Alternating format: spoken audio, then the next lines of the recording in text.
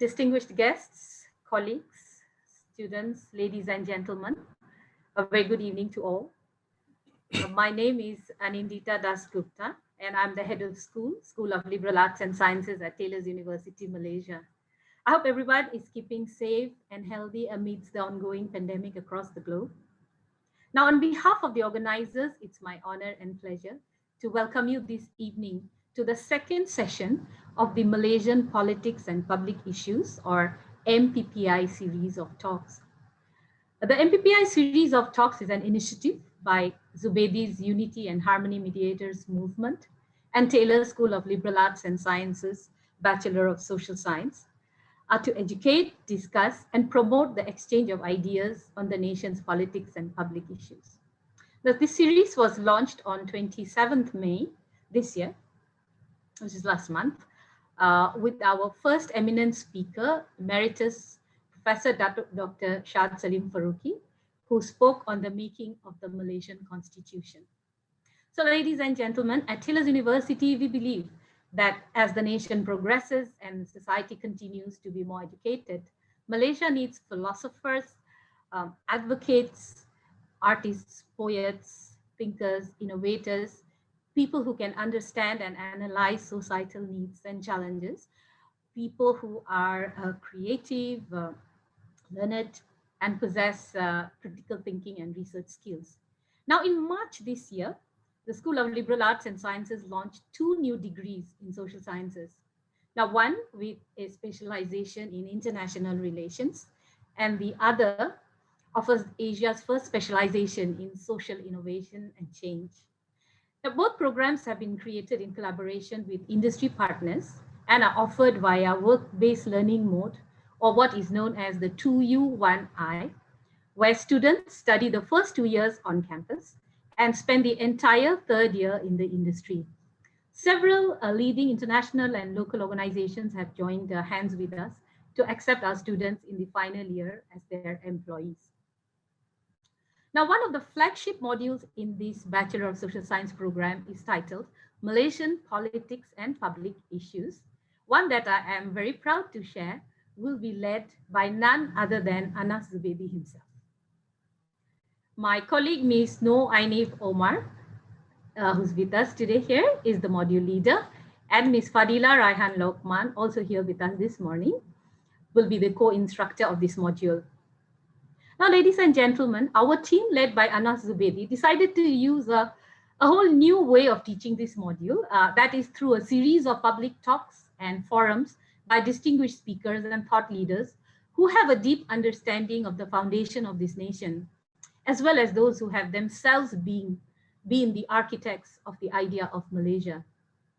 These talks will be used as texts or learning resources for our students, just like this evening, our students who are future leaders and who need to learn about this nation's illustrious progress or the turning points that have led us to be where we are today.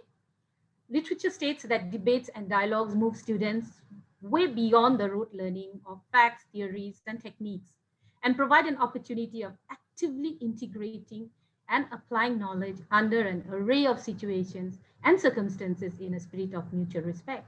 So, ladies and gentlemen, we stand on the shoulders of giants, and today we are extremely honored to have with us our speaker, Dr. Chandra Muzaffar, President, International Movement for a Just World, who will speak on the making of the Rukun Negara, and the session will be moderated by none other than Anas Zubedy himself. Anas Zubedy is the Managing Director of Zubedy Malaysia, Sendirian Berhad. It's a training company that focuses on soft skills and making people more productive and better. Zubedy Malaysia has been promoting unity extensively for the last 3 decades. Anas Zubedy is a Senior Fellow of Human Resources Development Corporation. Anas is an adjunct professor at Taylor's School of Liberal Arts and Sciences and Director of Social Innovation and Change at the Bachelor of Social Science, Taylor's University. Before I move on, I would also like to thank Dato' Loy Teng An for making the time to be with us this evening. Hello, Dato', how are you? And before I invite Anas to take the floor, I'd like to invite all of you to join us to take a group picture. Please feel free to open the camera and give us your best smile. One of my colleagues will be taking the picture. Yeah.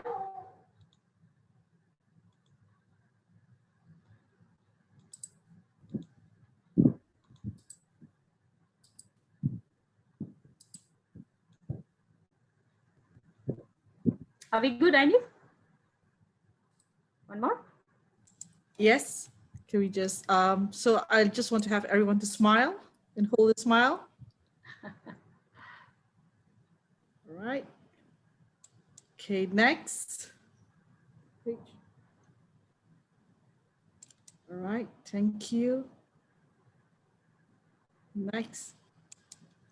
Thank you.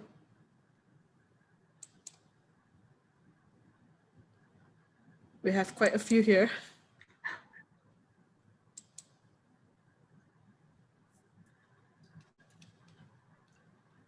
All right. Are we done, Anif? Yes, we are. Thank you so much. Thank you so much. Once again, ladies and gentlemen, Anas, the floor is yours. Thank you, Dr. Anindita. Good evening, salam sejahtera to everyone. Thank you for being here. Before I proceed, maybe some house rule, just to, please mute your speaker when the speakers are in the session. We'll be recording this, so I think you need to know. At the end of the program, we will also have a question and answer. But what we'll do is we'll give precedence to those who have sent in the questions earlier. So we have about 8 slides of questions afterwards. Yeah? Allow me to first share my slide.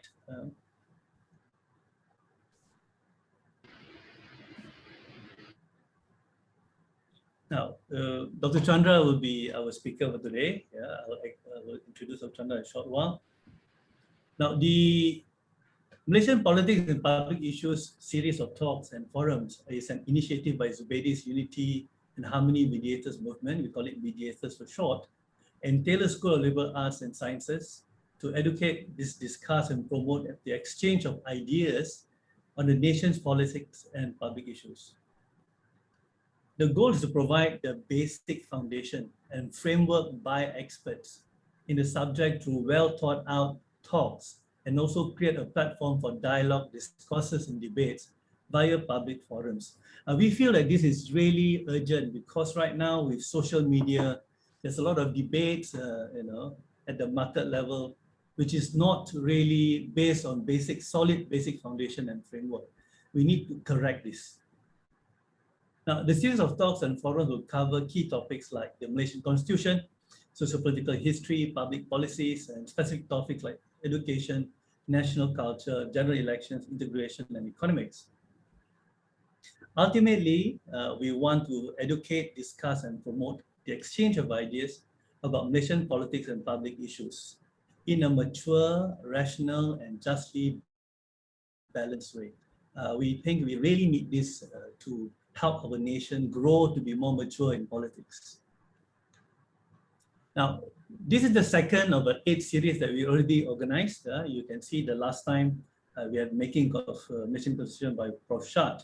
Today will be Dr. Chandra, and next week we will have Prof. Shad to explain further understanding the Malaysian Constitution, and so on and so forth. Now, let me tell you a little bit about Dr. Chandra Muzaffar. Dr. Chandra Muzaffar is the president of the International Movement for a Just World, or JUST, an international NGO based in Malaysia, which seeks to critique global injustice and to develop an alternative vision of a just and compassionate civilization, guided by universal spiritual and moral values. He has published extensively on civilizational dialogue, international politics, religion, human rights, and Malaysian society. The author and editor of 32 books in English and Malay, many of his writings have been translated into other languages. Among Dr. Chandra's latest publications are A World in Crisis, Is There a Cure? And Reflections on Malaysian Unity and Other Challenges. In 1977, he founded a multi-ethnic social reform group called Aliran Kesedaran Negara, or Aliran, which he led for 14 years. Today, apart from his role in JUST, Dr. Chandra sits on the board of a number of international NGOs concerned with social justice and civilizational dialogue. Dr. Chandra was professor and director of the Center for Civilizational Dialogue, University of Malaya from 1997 to 1999, and professor of global studies at University of Science Malaysia 2007-2012. Dr. Chandra travels abroad frequently, giving lectures and speaking at seminars and conferences. He is also a regular speaker at meetings at home in Malaysia. Dr. Chandra is recipient of a number of international awards related to his scholarship and social activism.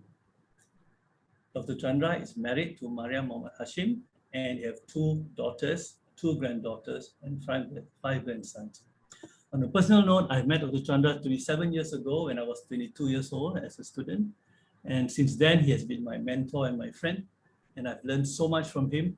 And today, I'm very glad to share how I've grown because my frequent listening to his ideas and thoughts. Dr. Chandra, may I give the floor to you? Thank you.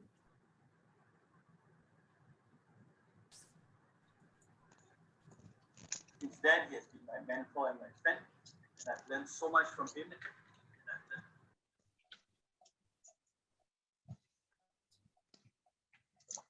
Thank you very much, Anas, for your introduction. Peace be with you, to everyone,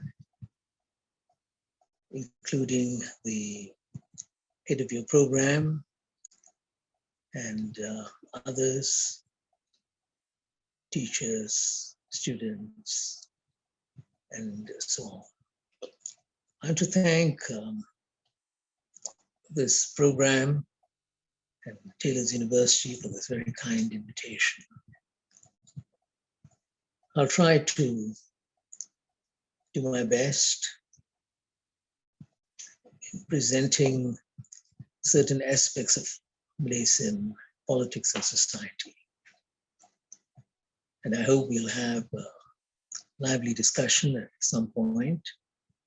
And we would all benefit, not just you, but also myself, from this exchange. Now, the topic that has been given to me is the making of the Rukun Negara.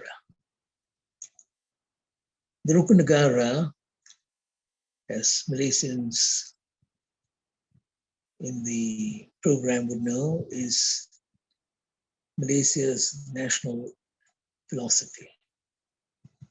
That's how it was first introduced to the nation, the national philosophy. It was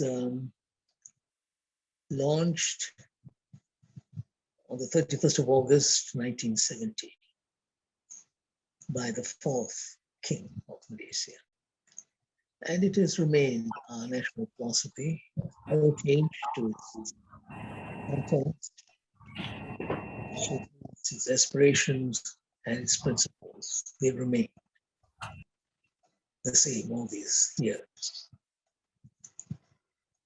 What I'll do in this first introductory lecture, I will talk a little about the aspirations and the principles of the Rukun Negara.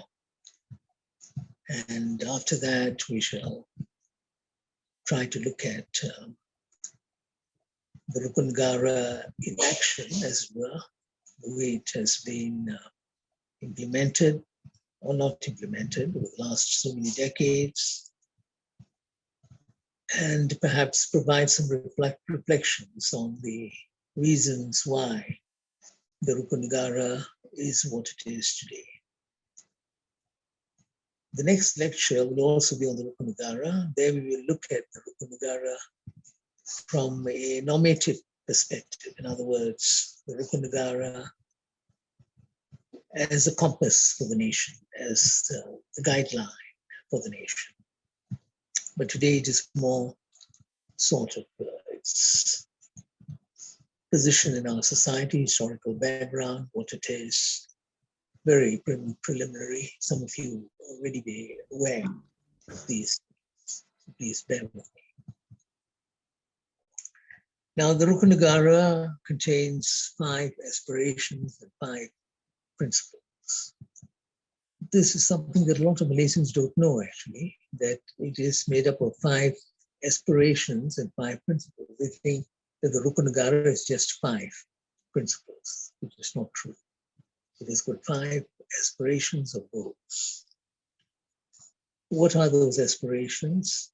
The Rukun Negara's aspirations. Number 1, it aspires to achieve a greater unity among Malaysian people. Number 2, it aspires to be a democratic society. Number 3, it aspires to be a just society. Number 4, it aspires to be a liberal society. And number 5, it aspires to be a progressive society.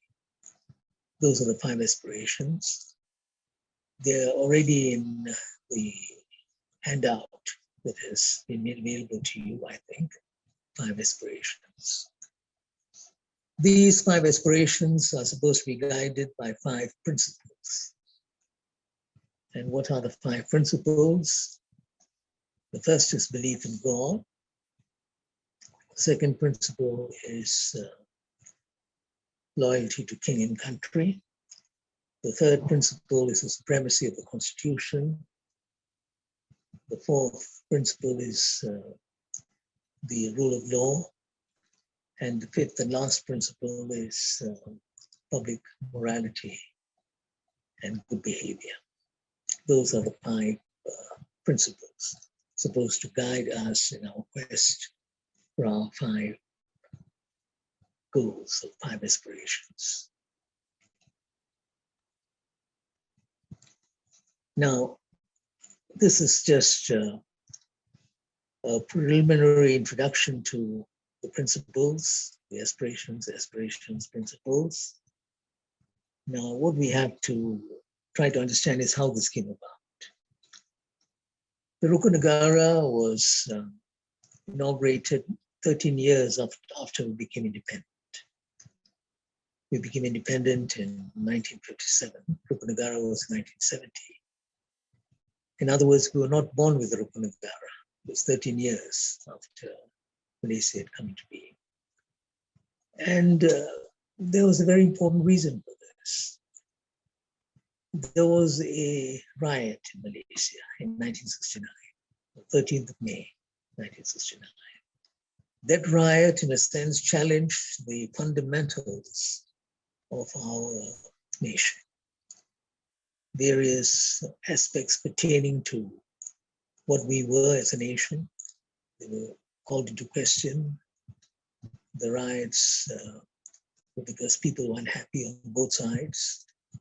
There were killings, and the actual bloodshed, the trauma was brought to an end very quickly, but the scars remained, and there was this need to rediscover ourselves.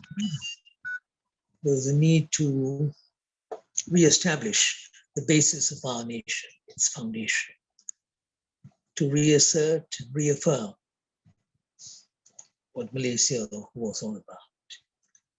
And that is not an easy task, especially after a riot, when you know that there was not much trust and faith in one another. There was a great deal of suspicion.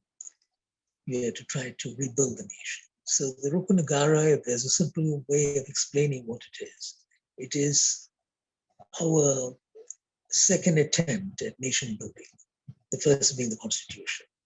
The Constitution was the charter with which we started on. And because after 13 years we had this tragedy, it was felt by quite a lot of people that we should perhaps reaffirm our fundamental defining principles and goals, aspirations. So that's the background.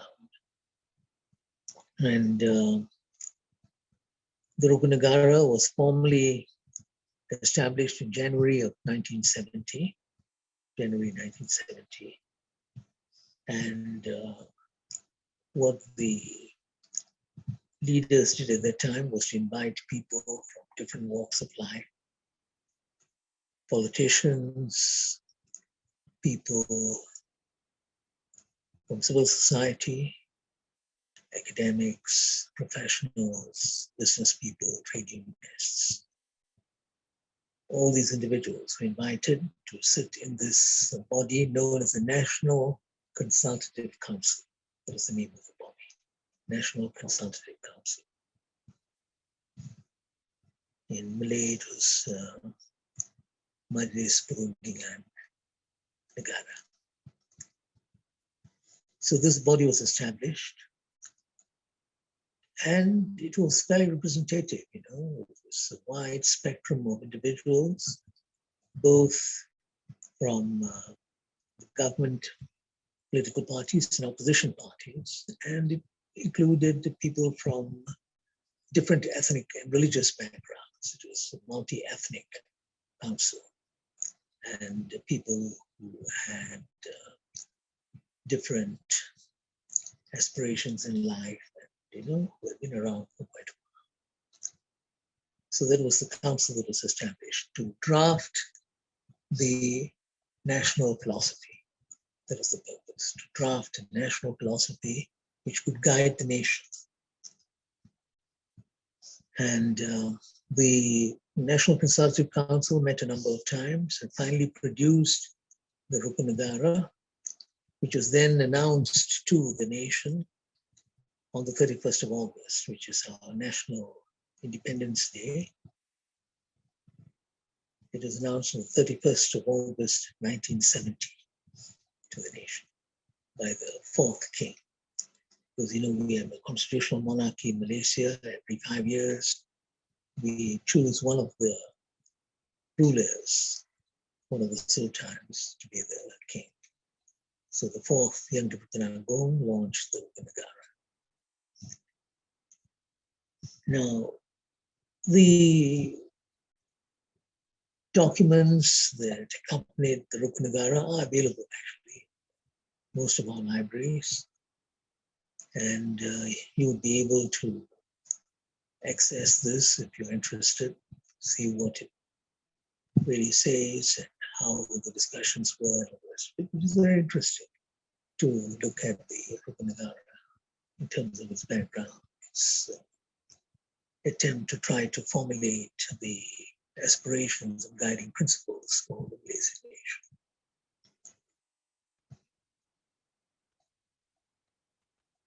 So the Rukun Negara has been with us since the 31st of August, 1970, which means it has been with us for more than 50 years, 51 years. This is the 52nd year of the Rukun Negara.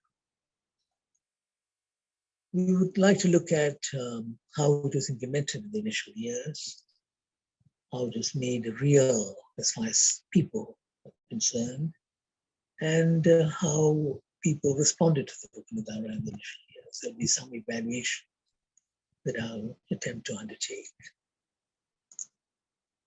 And after that, we will perhaps take some questions from those of you who have sent in questions. Now, let me first explain the 5 aspirations, the 5 principles, because people have a right to know why we have those 5 aspirations and not some other aspirations, and why we have those 5 principles and not some other principles. They were all part of the deliberations that went into the formulation of the Rukun Negara.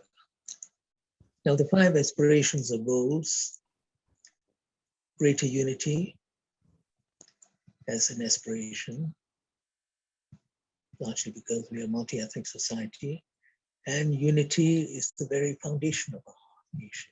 We have to be united. We have to have a bond, a sense of belonging, feeling that there is something that holds us together, that we care for one another. At a much higher level, one could argue that there has to be empathy in a multi-ethnic society. It is a very important trait in multi-ethnic society. Empathy, meaning by which the ability to understand the other, the person who is different from you. That's the essence of unity.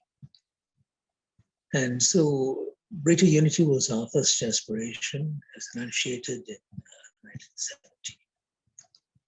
And our second aspiration, the democratic society. And here again, because we were inaugurated in 1957 as a democracy, a parliamentary democracy, and a constitutional monarchy. But this was the essence of the nation, a parliamentary democracy. And so what we did in 1970 was to reassert and reaffirm our commitment to a democratic way of life, that this would be a society that would not be authoritarian. It would not be a society which is dictatorial in terms of its administration and management. It would be a democratic society. People have their rights and their responsibilities. People have their freedoms, and at the same time, they are aware of the larger needs and the larger interests of the nation, democratic society. And number three, we also enunciated this idea of a just society, a society where the wealth of the nation would be equitably distributed, meaning by which that wealth will not be monopolized by a small group or by a certain segment of society. It will be equitably distributed, wealth, opportunities for everyone. That is one of the noble goals of the Rukun Negara. And since this is a resource-rich country, equitable distribution is something that we can aspire to, because there is wealth that can be distributed. And the other aspiration is a liberal society, meaning by which a society with a liberal outlook, especially in relation to its diverse religions and cultures. So that notion of a liberal approach is linked to something very specific. It is the cultures and religions that make up the nation, that one would adopt a liberal approach to those cultures and religions. In other words, we will not be dogmatic, we will not be doctrinaire, we'll have a liberal, accommodative, inclusive approach. Another way of describing a liberal approach would be an inclusive approach, accommodative approach. And the fifth aspiration, that we will create a progressive society which would give emphasis to modern science and technology. So it's not just adopting modern techniques or absorbing modern science, it is developing an outlook, mentality that is scientific, that is rational, that is logical, that values thinking and values analysis, and seeks to probe the challenges we confront, and probe our realities in great depth, in a rational manner. So that was also included as one of the 5 aspirations, progressive society guided by modern science and technology. So those are the aspirations. What about the principles? And why a separate set of principles as against the aspirations? Because the people who framed the Rukun Negara felt that in order to achieve these 5 aspirations, we should be guided by certain principles. And the 5 principles that are enunciated were: number 1, belief in God; because the vast majority of Malaysians believe in God. They may have slightly different conceptions of God, but there is the belief in God, there is a belief in something transcendent, there's a belief in a sort of a guiding power in our lives. There's also a belief that this life is ephemeral. We're here for a while, transient, and this material world is a path towards something deeper. That's the essence of the religious belief. But within the Malaysian context, what it also meant is we would all be tolerant of one another, that we would be accommodative. We know that there are different religions, even if people may have the same overall goal, but they're different religions, and we have to respect the differences and understand why there are these differences. It is stated very clearly in the commentary explaining the belief in God. We will not be a people that is so engrossed in materialistic living that we forget the ultimate purpose of life and of living. In other words, we would always be conscious of what is spiritual, of the moral basis of our existence. Now, the second belief or principle is the principle that says loyalty to king and country. While the first principle is very universal, belief in God, and if you look at the aspirations, they are universal. We cannot forget that we are in a particular country called Malaysia. So this is why loyalty to king and country is important. Loyalty to king, because we're a constitutional monarchy. That's our history, our background. And the nation, because the Malaysian nation is a nation that has emerged from this diversity, and we have to hold on to our nation. So the sense of patriotism is very important. Loyalty, or patriotism, love for the nation.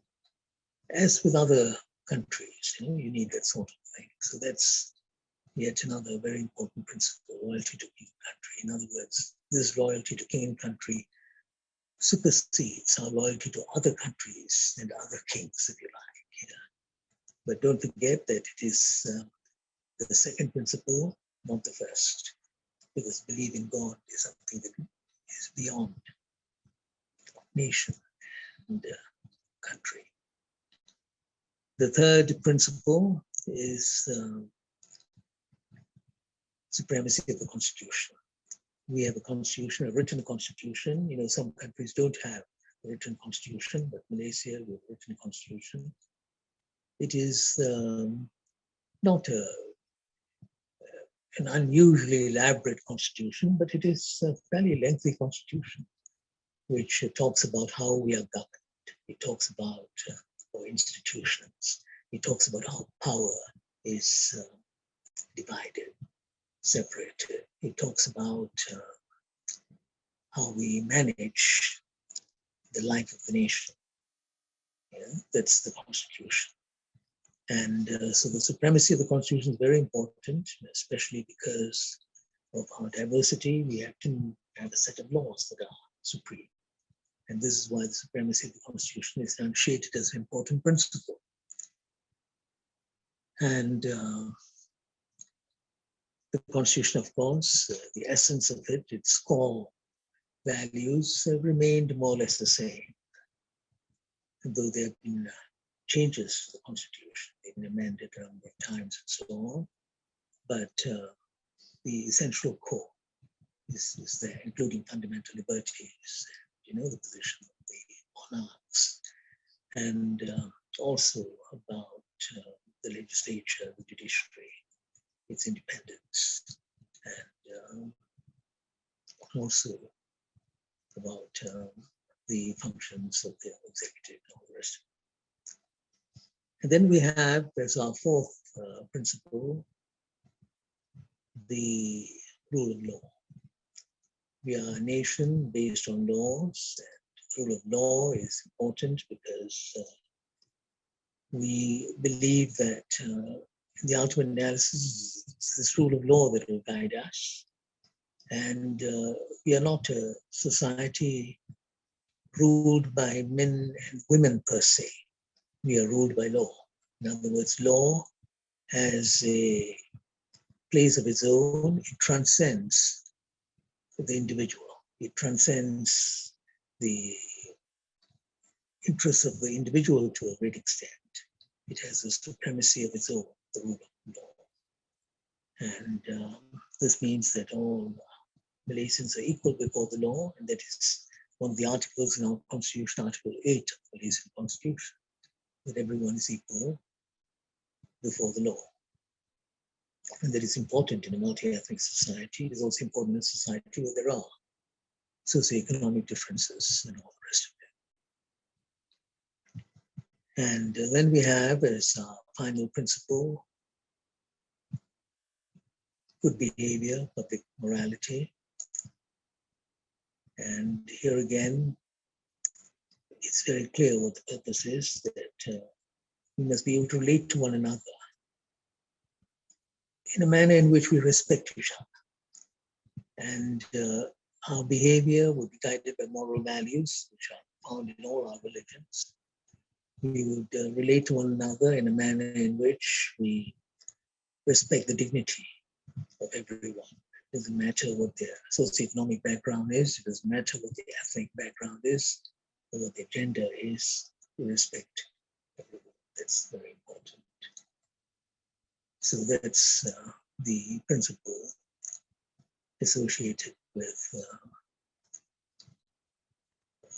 good behavior, that this is where we show our good behavior. Even in the language we use, the way we talk to one another. Of course, we don't always uphold this. Sometimes even our members of parliament, the way they conduct themselves, you begin to wonder whether they have read the Rukun Negara, whether they know what the Rukun Negara says about good behavior and morality and so on. But that's human behavior. We all transgress some of the rules and some of the protocols that are supposed to guide us, but these things are still there, they're important. So those are the 5 principles. 5 principles, we call that 5 aspirations. Now, what has been the situation pertaining to the Rukun Negara all these years? Well, when it was first enunciated, there was some enthusiasm, and the government gave quite a bit of emphasis. People talked quite a bit about the Rukun Negara schools. They taught initially the 5 principles and the 5 aspirations, and then after that it became just the 5 principles, not much mention of the aspirations. But it was talked about, and now and then certain ministers would use the Rukun Negara as a yardstick to measure how we performed, what we did, whether we had deviated from the Rukun Negara or not. But there's that sort of concern. There was that sort of commitment to the Rukun Negara in the initial years. Tun Razak, the chairman of the committee that formulated the Rukun Negara, National Consultative Council, it was led by Tun Razak, who was Deputy Prime Minister until January of 1971. When the Rukun Negara was formulated, he was actually the Deputy Prime Minister, who chaired the council. And so people like him, his deputy was Tun Dr. Ismail, a medical doctor, who also played a role in formulating the Rukun Negara. And there were others who were part of the council that had to draft the Rukun Negara. So they were around, and when they were around in those years, there was some commitment to the Rukun Negara. Unfortunately, Tun Razak died in January 1976. Tun Ismail died before him in 1973. And so two persons associated with the Rukun Negara in the initial years, they were not around very long. And there were other changes that took place, and the generation that played a big role in helping to formulate the Rukun Negara has more or less left the world, most of them. And initially, yes, some commitment that began to change when changes took place in our political scenery. Other leaders emerged. These are things we'll discuss in the next lecture. Other leaders emerged, and they did not see the significance of the Rukun Negara, perhaps. They felt that there were other things that were more important to pursue. So the Rukun Negara was put on the back burner. It was not given that much emphasis from the 1980s onwards. The 70s, it was still there.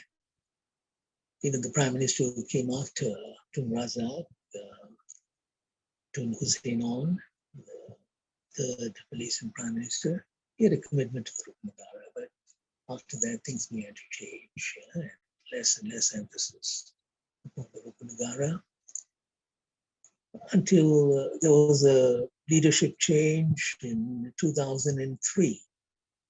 You know, a long time we had the same leader, and there was a leadership change in 2003, and the new leader was, in a sense, committed to the Rukun Negara, and he tried to bring it back, tried to revive the Rukun Negara. Some attempt to discuss, analyze the Rukun Negara and all that in some academic circles, within social groups and so on. But it didn't last very long. His successor also continued some of the discussion. And today you have the 8th Prime Minister, Malaysia, who I think has shown a certain commitment to the Rukun Negara. He has brought it to... Move anything? Oh, mommy. No. Then how did it happen? Okay. Sorry, can you continue? Yeah, I'll continue, yeah. Yeah, he has brought it to the center of things, and there's more emphasis on the Rukun Negara. For the first time, the Rukun Negara is made pivotal to our national unity plan. It plays an important role in the national unity plan, and there is more talk about emphasizing the Rukun Negara. Of course, the aspiration should be given more emphasis, but that is beginning to happen also. So there's some change. So we are at a moment in our history where the Rukun Negara has regained a certain degree of prominence, and that's good. That's good that it has regained a certain degree of prominence, but nonetheless, yeah, there's a lot of work to be done. And this is something that we will address in our next lecture about the Rukun Negara and why it should be a compass for the nation. The reason why we say it should be the compass for the nation is because it is supposed to be the nation's philosophy, but also because we have, as our neighbor, a country that has got something very similar. This is Indonesia, our very big neighbor. It is what is known as the Pancasila. The Pancasila is the charter for the Indonesian nation, the Indonesian people. It is part of their constitution, which is what makes it a bit different from us, because here the Rukun Negara is not in the constitution, but in Indonesia, Pancasila is part of the Indonesian constitution, enunciated in 1945. And can we say that in Indonesia it's more of a compass, it's more of a yardstick, perhaps to some extent, but then again there are problems in Indonesia which impact upon the Rukun, or impact upon the Pancasila. But here we have our own problems, why the Rukun Negara has not been able to play that role, and now there's an attempt to give it some prominence, and whether it will succeed or not. These are things that we will explore in our next lecture on the Rukun Negara. The Rukun Negara as compass for the nation. So that's all for today's lecture. Thank you very much. Thank you. Thank you, Dr. Chandra. Thank you for unpacking the Rukun Negara, both its aspiration as well as principles in a very simple way that we can understand. What I'll do now is I will share the questions that have been sent earlier. Quite a few you have actually explained during your lecture. Just maybe you can expand a bit more. Yeah, let me just start with the first one.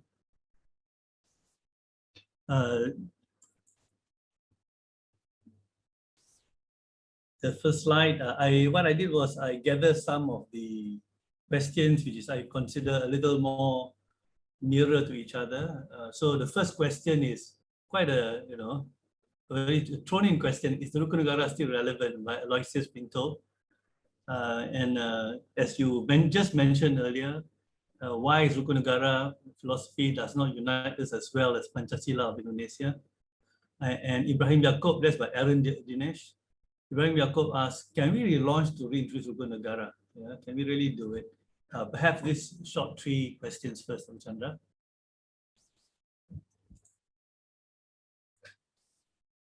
Again, Anas. Yeah, let me repeat, yeah? Yeah.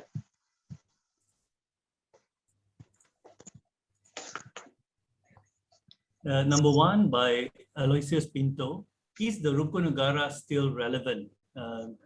I think there must be Malaysians who see it like, have we forgotten it for too long? Yeah? Number 2 by Aaron Dinesh.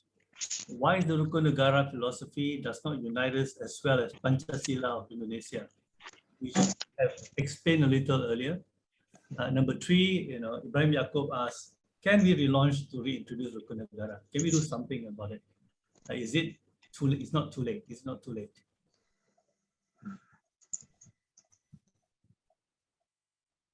All right, the first question about the Rukun Negara, Anas, the question is whether it's still relevant. Yeah. Well, the very fact that we are doing this lecture shows that it is still relevant. It will remain relevant for a long, long while because it's a nation's philosophy. And you cannot abdicate your philosophy in a dismissive manner. It is there, you have to give attention to it. And there are very few nations that have abdicated their guiding philosophy completely. So this is our guiding philosophy. That's one of the reasons why it'll always be there. Number 2, it'll always be there because we look at the aspirations are universal and they transcend time. Just society, for instance, progressive society, a society where there's greater unity. Malaysia will always be struggling to enhance our unity. As someone said, unity for us is a journey, not a destination. Something that we'll always be committed to. We have to go on and on trying to enhance our unity. So if you look at its aspirations, if you look at even its beliefs or principles, you know that there's something perennial. In other words, it's not just bound by a certain period in time. Belief in God, I don't think you can eradicate that. It'll always be there. If you talk about loyalty to king and country, we are members of a certain society, that will always be relevant. Likewise, the supremacy of the Constitution, because you need a document of that sort, rule of law, because the alternative to the rule of law is the rule of the jungle. So the rule of law has always been important for civilized society. Good behavior, it is eternal. You can't say that it just belongs to a particular period in time. So if you look at it in terms of aspirations, principles, it is something which is eternal. And because it's a national philosophy, there's a certain status, it will be there. So I don't think we can dismiss the Rukun Negara. The question is how to make it relevant to people's lives in the sense that they would realize that this is very, very important for our society. And that is a challenge. Yeah? This is where the leadership comes in, and of course other segments of society will also have to play their role. Okay. Right.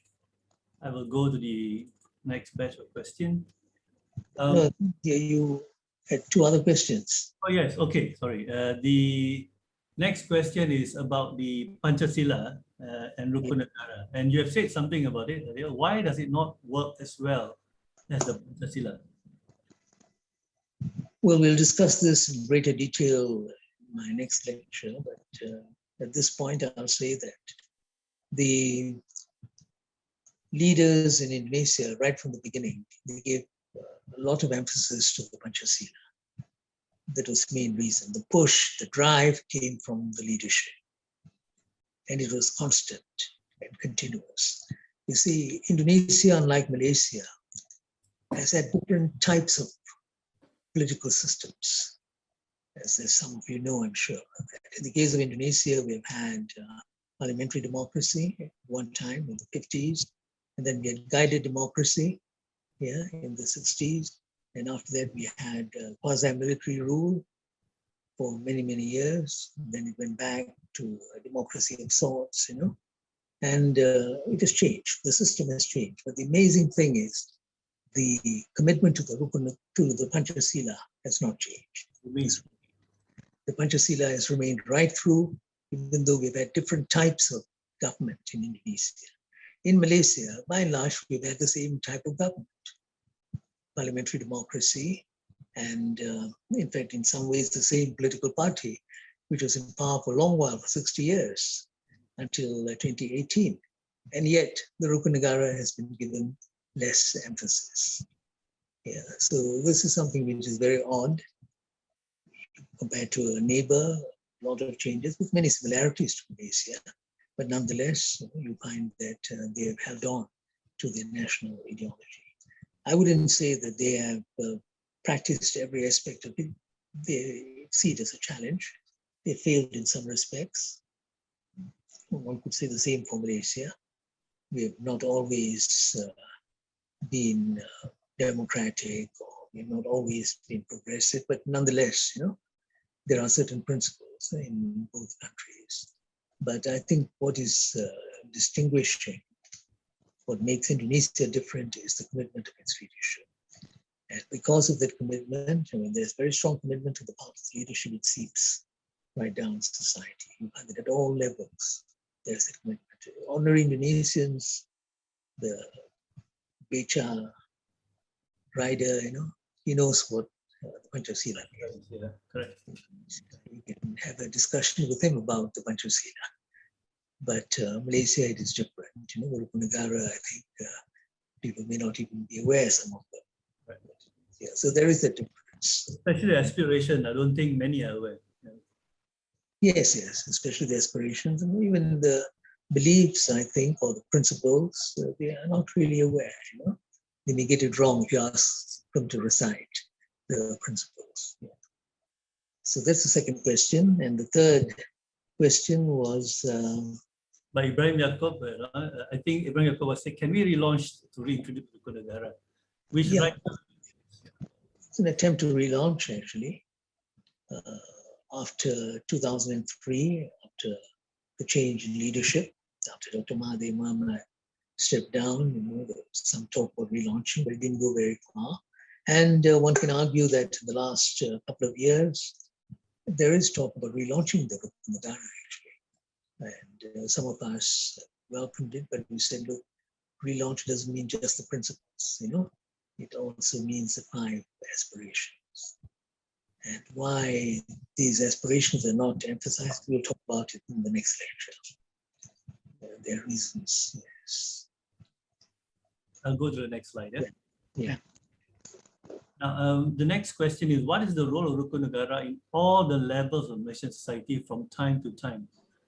And secondly, how do Malaysians interpret Rukun Negara as a national philosophy? Yeah, role of Rukun Negara at all levels, as I said, it doesn't have that role.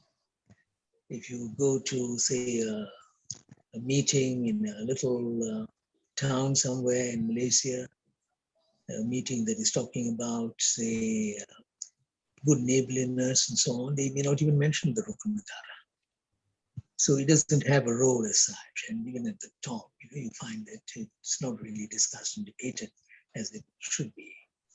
So the role, no, it is minimal. And that is why we are in this sort of situation as far as the national philosophy is concerned.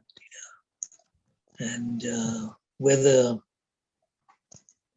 one could relaunch, attempts have been made, but it needs much greater effort, a greater push to get it moving. And it must come not just from groups here and there. I think the whole of society has to be involved in a task like this. And they must see its relevance, yeah? There are people who would say, look, why do we want to talk about Rukun Negara as our philosophy when we have Islam and there is the Quran? I mean, this is part of the reason, why there is a certain uneasiness about the Rukun Negara. And likewise in Indonesia, this had been an issue of concern, but they handled it in a different way. But in our case, we have not been able to handle this. If we ask some of our ulama, for instance, our religious leaders from the Islamic faith, why do you think the Rukun Negara is relevant, while at the same time we have got the Quran and we have got, other guidelines? I don't think they'd be able to answer because they haven't really thought about it. They haven't really reflected on this. Yeah, so this is what one has to explain in greater depth to the people. That the Rukun Negara in no way contradicts the Quran. The political parties that supported the formulation of the Rukun Negara included a couple of Islamic parties, including the leading Islamic party of the day, which is still around. At that time, they were enthusiastic about the Rukun Negara, but today you find that things have changed. Right. I think you have answered both the question. Yeah, I will go to the next slide. Yeah. The new national unity policy, as you mentioned earlier, is promoting Rukun Negara as our national philosophy. Yeah. What is expected and what are the challenges ahead? Yeah? And this year marks the 64th year of independence. As a nation with diverse communities, where are we right now in building unity and national identity? By one Muhammad Hasif. Yeah, this is a very big question. Yeah, it is. We can explore this in other settings, but very quickly, quick answer, yeah. I would say this, that yes, we have major challenges facing us as a multi-ethnic nation.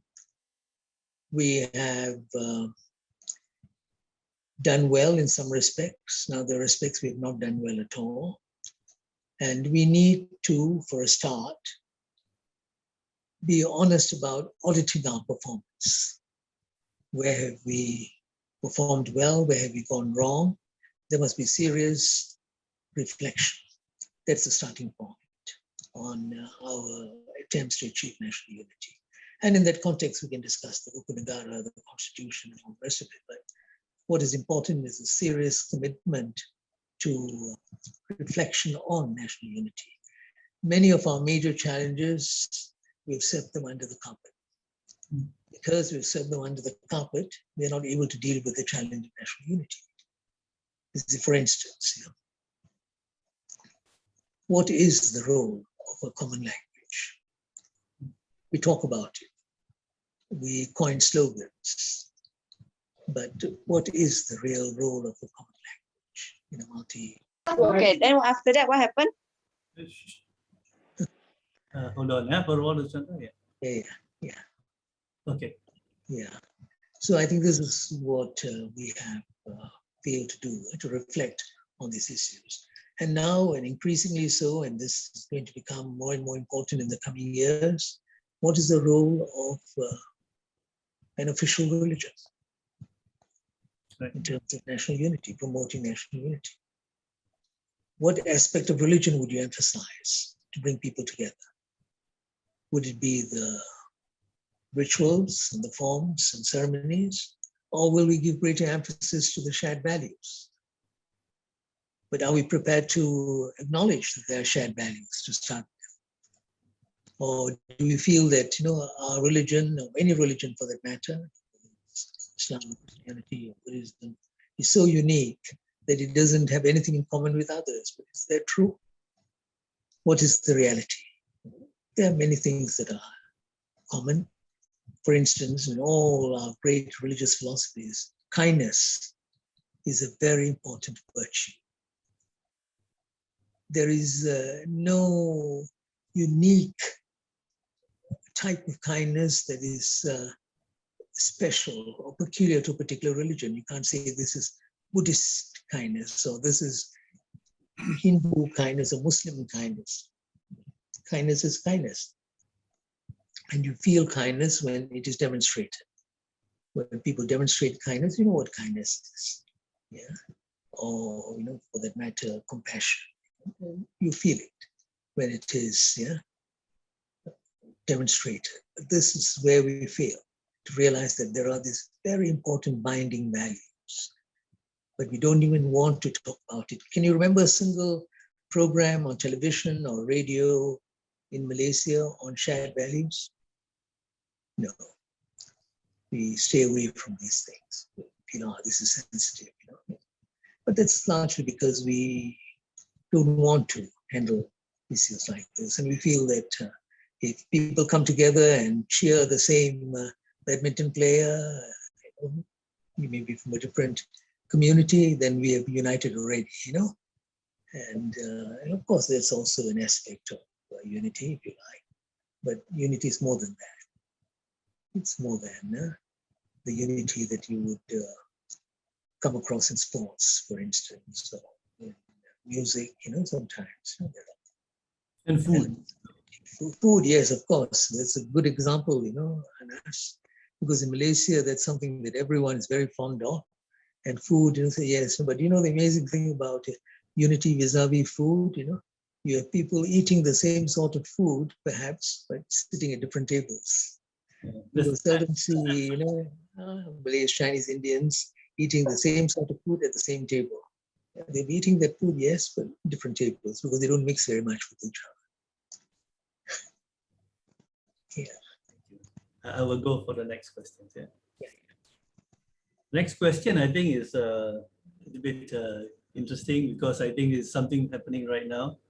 The Rukun Negara's loyalty to king and the country. Does this mean that we can never question the actions of the king? Example, imposing emergency. Perhaps you want to explain how it really works. Yeah? Okay. Now, when certain clauses of the Constitution were entrenched in 1971, after the riot, after the Rukun Negara was formulated, and the nation went back to parliamentary democracy, there were 4 major articles in the Constitution that were entrenched, meaning by which you can't change those things through Parliament. It has to have the consent of the rulers, and if you want to change those things at all. But it's basically good as permanent, those 4 articles in the Constitution. Among them, articles pertaining to citizenship and special position, pertaining to language, and articles, sort of in the Constitution pertaining to the monarchy, because the monarchs are supposed to protect these provisions in the Constitution. So you can't question the position of the monarchy. But at that time, when this was debated in Parliament, it was made very clear you could question their actions. You cannot question the position, meaning by which you can't say, for instance, you have a big public meeting and say abolish the monarchy. That you can't do in Malaysia. It would be a violation of the law, you would be in trouble. But the Constitution does allow us to question the actions of the rulers. If they do something which is wrong, and people feel it's wrong, you can question it. There's nothing to stop you from questioning that. And in fact, that has happened a few times. Don't forget that in 1983, when the Constitution was amended in relation to one of the powers of the Agong, there was questioning of how rulers had exercised that power. It was in the open, it was in public. And then again in 1993, there was another amendment to the constitution pertaining to the position of the rulers, the actions were questioned. In fact, one of the reasons why that amendment was brought in 1993 was because of a certain action pertaining to one of the rulers, which people thought was wrong. At that time, the Prime Minister was Dr. Mahathir Mohamad on both occasions, 83 and 93. And he felt that it was so wrong what was done. We won't go into that. If you're interested, you can read about it. But he amended the constitution. In other words, he's questioning the action of a particular ruler. So questioning actions as such, it can be done. It can be done. You know, for instance, if, let's say, in the midst of a flood, you find that the ruler doesn't even bother about the people. And someone says to them, this is not right. You know, a lot of people won't say it, believe me, because of the sensitivity or what they think is sensitive about a thing like this. But you can question actions like of that sort. As far as the emergency is concerned, and this is of immediate relevance, the king doesn't have the power in our constitution to proclaim an emergency or to extend an emergency. The king can only declare an emergency on the advice of the Prime Minister and the Cabinet. That is very, very clear in our constitution. There are only three areas, and since we are trying to learn about these things, there are only three areas in our constitution where the king or the ruler at the state level has his own discretion. In other words, he doesn't have to consult the Prime Minister. One is the appointment of the Prime Minister. That he can, yeah, of course, it's sensible, he can choose who he wants. If he's satisfied, you know, he can appoint the Prime Minister. Of course, the tradition, the convention is he must have the support of the majority of members of Parliament. The second area where the king has absolute discretion is the dissolution of Parliament. In, say, dissolving, saying that, okay, we're dissolving Parliament, we're going to go to the polls, we're going to the people, elections. That the king can do. That's also discretionary, his own discretion. In other words, if the Prime Minister comes and tells him, please dissolve the House, he can say, no, I don't think it's necessary. He can say that. So that's what we mean by discretion. Yeah? He acts on his own. Number three is in calling for meetings of the Conference of Rulers. Meetings of the Conference of Rulers, he has got absolute discretion. No one can tell him call a meeting now, don't call a meeting now. Yeah? He can do that. But apart from that, in a thing like the emergency, declaring an emergency, extending an emergency, he doesn't have discretionary powers. He has to listen to the advice of the Prime Minister. And many other areas. Why? You may ask why.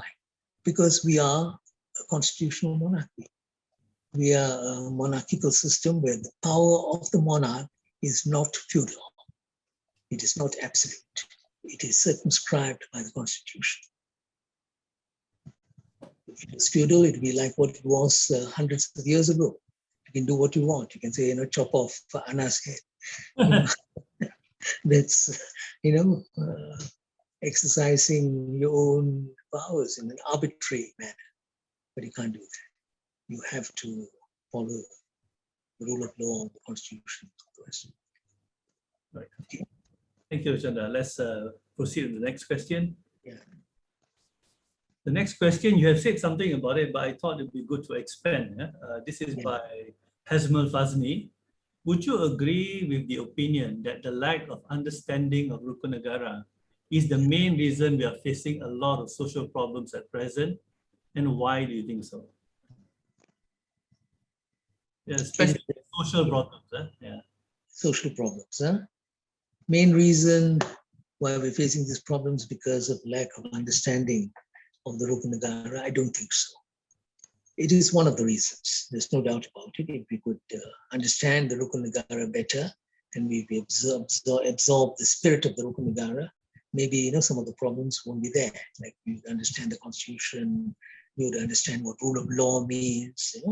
We'd have less problems in certain areas. But I don't think it is the main reason. There are many other reasons. It is something very complex, actually. You asked a very important question. why people behave in a certain way in society. Is it because of something that's lacking, or is it because of something that is being done? Is it because of the history, their background? We can't be sure. We cannot be absolutely certain.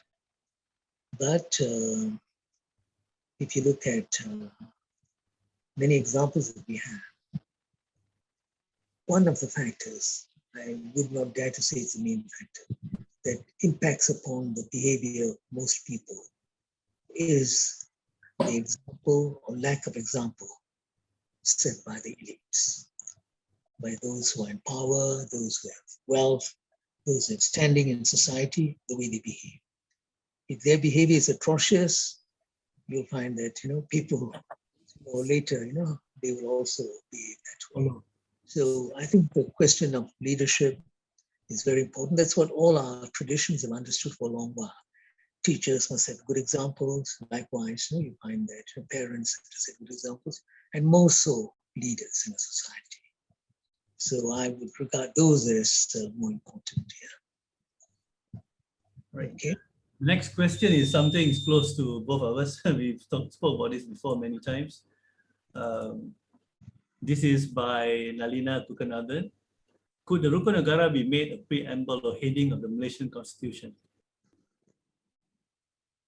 Well, there was an attempt, and I'll discuss this in our next lecture. There was an attempt to make the Rukun Negara the preamble to our constitution. Because most constitutions have a preamble. Preamble is a sort of like introduction, it tells you what the nation is all about, And Malaysia is one of the few countries that doesn't have a preamble in the constitution. So we thought that, why don't we make the Rukun Negara the preamble of the constitution? And we started a movement along those lines on the 23rd of January, 2017. Not a long time ago, but 4 years ago. But while there was some support, there was also a great deal of opposition. And some of those who supported the idea of giving the Rukun Negara greater importance, they were uneasy about making it the preamble. Because they said these are two separate documents, they emerged at two different times, you can't really put one in the other. And they had some arguments on their side. And we said, okay, we will give greater prominence to the Rukun Negara.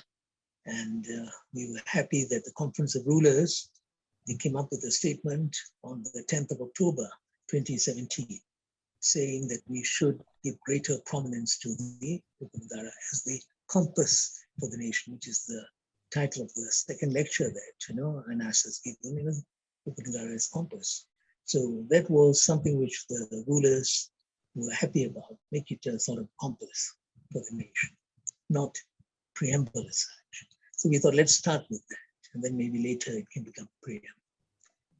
But even making it the compass of the nation, what I did, for instance, as the person who chaired that committee that tried to make the Rukun Negara the preamble to the Constitution. There were about 7 of us in that committee. What I did was, after a change of government, I wrote to the Prime Minister. The new Prime Minister was actually not a new Prime Minister, he'd been there before, and to all the ministers and members of Parliament, asking them to support the idea of tabling a resolution in Parliament where you recognize the Rukun Negara as the compass of the nation. But they didn't respond. They didn't respond. So that's the problem, Yeah. Now I will read some question that is posted in our chat group. One very interesting question. Yeah. Will the failure to uphold any one of these Rukun Negara principle cause the downfall of the others? Example, failure to uphold the law, create unrest, and so on and so forth. Says, if you take out one of the principle, will the rest fall? I think it's an interesting question. It is. All right. You want me to respond immediately, Anas? Better we do one by one. Yeah, okay. Right. Well, I think it would have an impact, especially the example that is given, rule of law.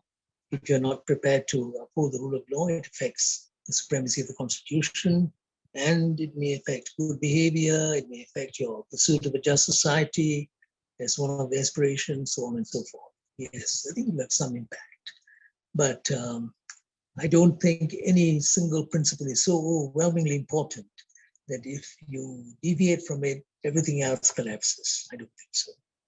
I think there is certain balance.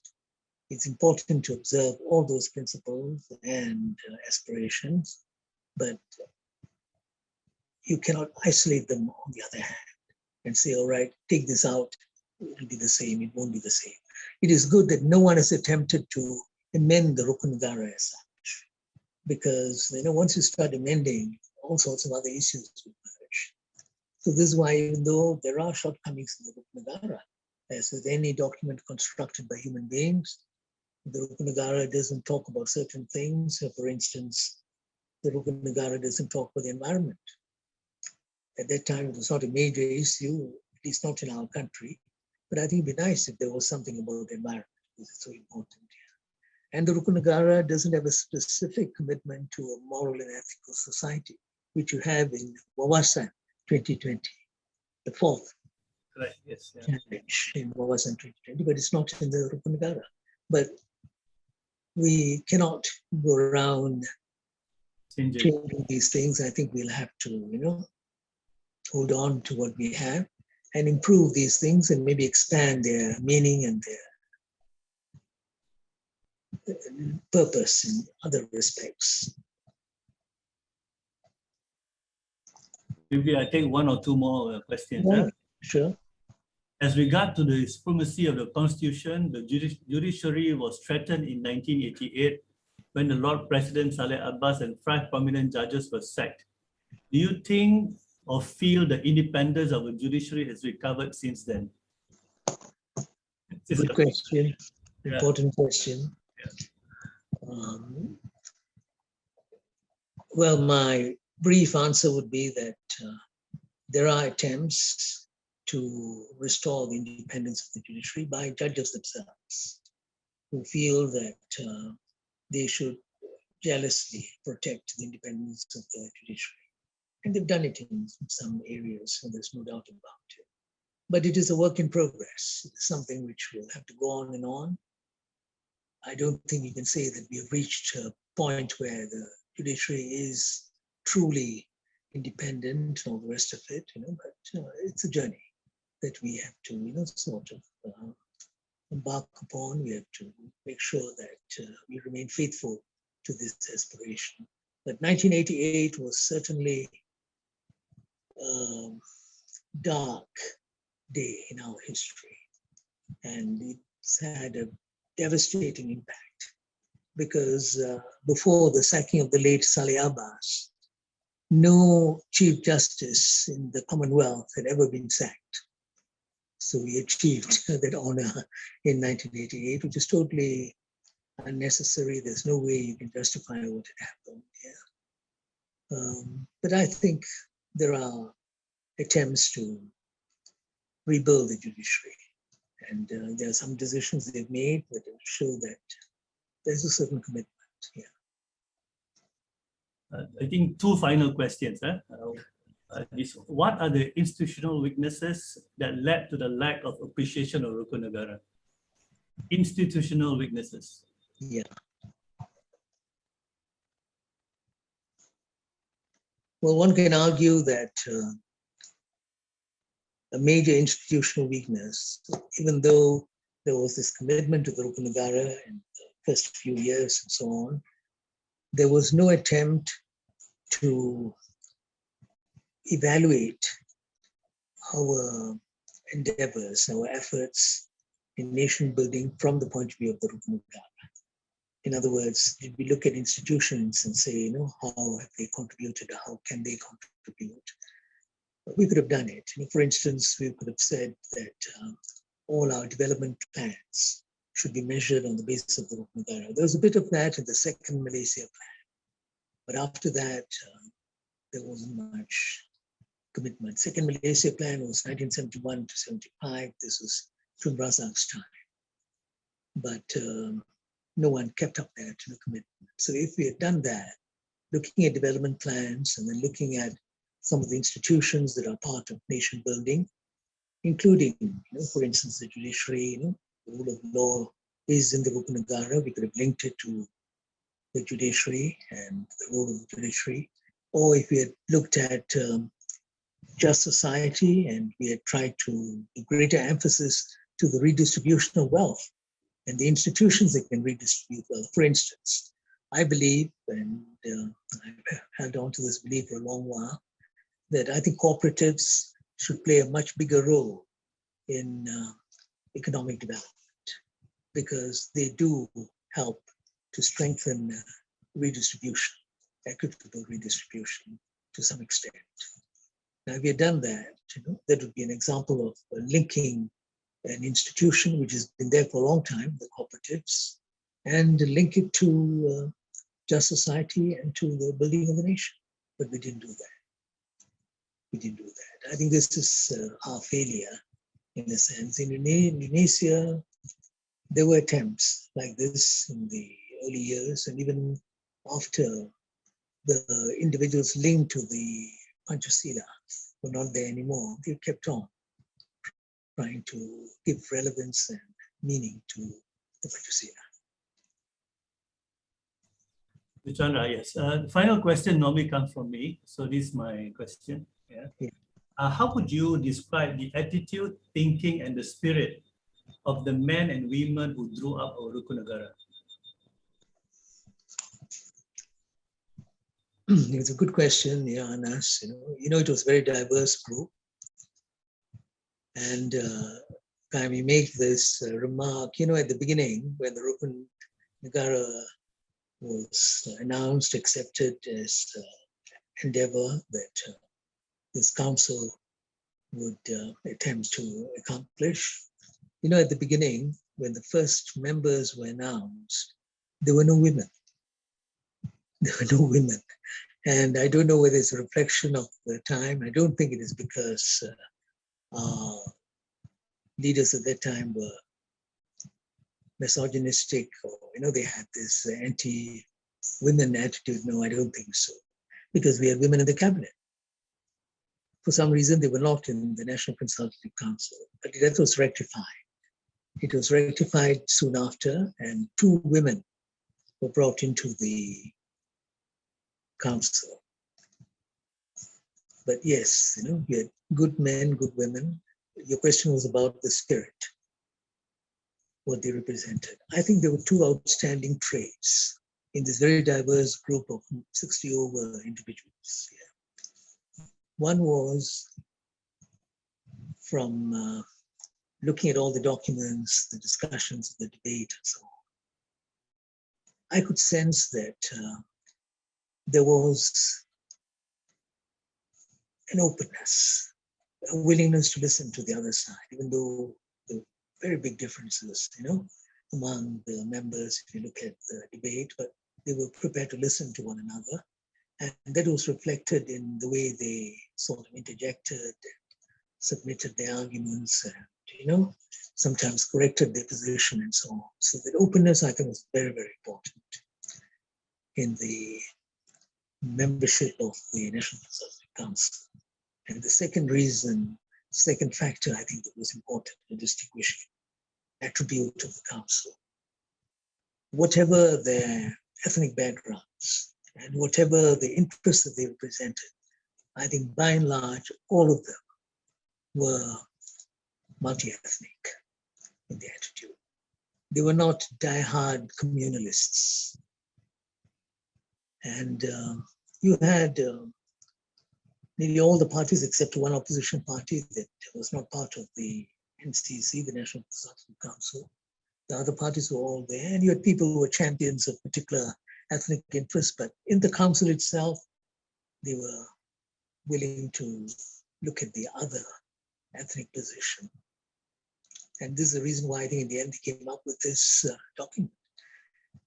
Maybe it was also because of the leadership of people like Tun Razak and Tun Ismail, who were very open-minded and wanted that sort of inclusive approach.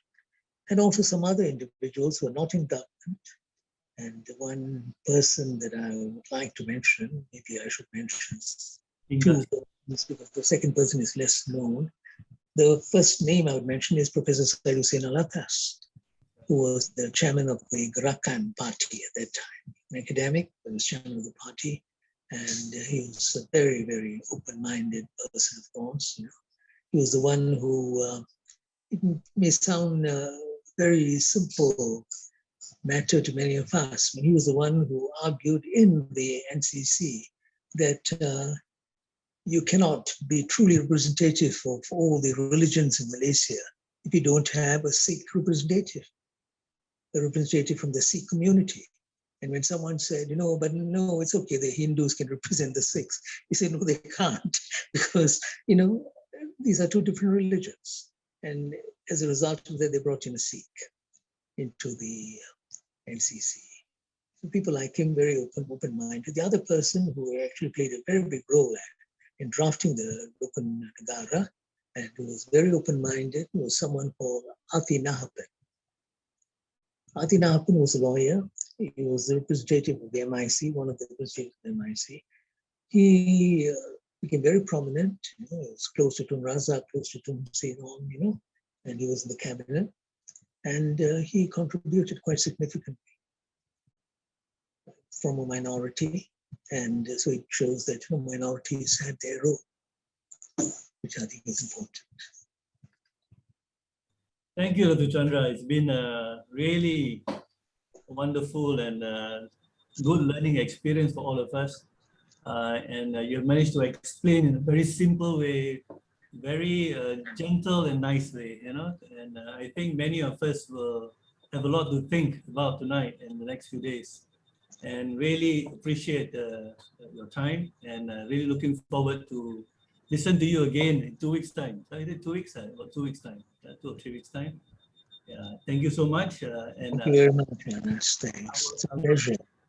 It was such a pleasure, exchanging views and listening to comments and so on, and sharing my thoughts. I really enjoyed it. Thank you very much. I will pass the floor back to Dr. Anindita. Dr. Anin? Thank you, Anas, for marvelously moderating today's session. I also thank you so much, Dr. Chandra, for the sharing, the invaluable sharing. That was a very intense and enlightening discussion, and we wish we had another couple of hours to discuss and hear your views. I'd also like to thank the participants whose questions made the session extremely vibrant. There were a few questions that we couldn't take today in view of time, but we hope to take a relook at some of the questions in the chat box and see if we could pose these questions to Dr. Chandra when he's back for the next MPPI talk. I trust all of us will leave today's session with many new ideas and perhaps many new questions as well. So we will invite Dr. Chandra back for the next session on the 8th of July again. And ladies and gentlemen, our next Malaysian politics and public issues talk, or the MPPI talk, will be held on the 24th of June, which is next Thursday evening at 8 p.m. when Emeritus Professor Dr. Shad Salim Faruqi will be speaking on understanding the Malaysian Constitution. As you can see, these are the thank you, Anas, for sharing the list of the next 8 sessions that we're planning. So please do follow our Facebook page, Taylor's Bachelor of Social Science, as well as Ana Zubedy's Facebook page as well, for timely intimations of our forthcoming webinars. So do join us next Thursday at 8 p.m. again. Till then, stay safe, stay healthy, and good night from all of us here.